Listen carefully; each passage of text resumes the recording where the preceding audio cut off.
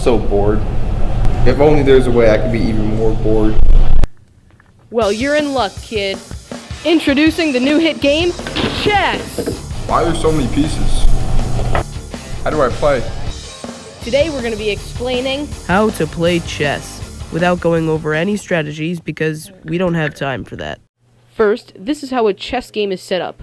A board of 64 alternating colored spaces with the dark and light pieces on opposite ends. Now the goal of the game is to capture this piece, the king, in order to win. This is done so by taking turns moving your colored pieces, capturing your opponent's pieces, and putting your opponent in checkmate.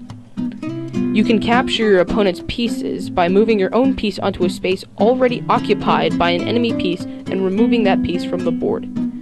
Just know you can't capture your own pieces because why would you?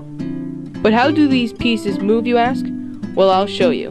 Each player has 8 pawns, 2 rooks, 2 knights, 2 bishops, 1 queen, and 1 king. Just pretend this is a pawn because we lost a pawn.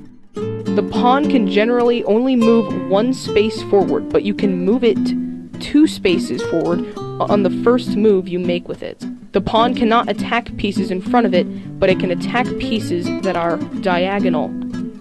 Just remember that the pawn can never be moved diagonally if it cannot attack a piece, and the pawn can never move backwards. If somehow you manage to get a pawn all the way at the end of the board, you get to exchange it for whatever piece you want. The rook is a powerful piece. You can move it as many spaces as you want. However, it is unable to move diagonally, only forwards, backwards, right, and left. The knight is a very unique piece.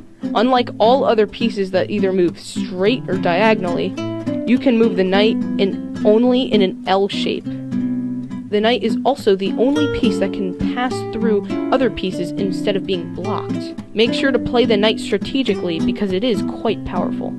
The bishop is kind of like a rook, except instead of moving straight, you can only move the bishop diagonally how many spaces you want. The queen is the most powerful piece in the game. It has the moveset of the rook and the bishop combined. The king, on the other hand, is regarded as the weakest piece in the game. It must be protected at all costs. If the piece can't move without being in danger, the game is lost. On the bright side, the king can be moved just the same as the queen, except only 1 space at a time. The king must be protected because if it is captured, you lose. But the king cannot be captured in the traditional way that all other pieces are captured. The king must instead be checkmated. What is a checkmate? Well, in simple terms, it means there is nowhere to run. Now that I know how to play, let's fight.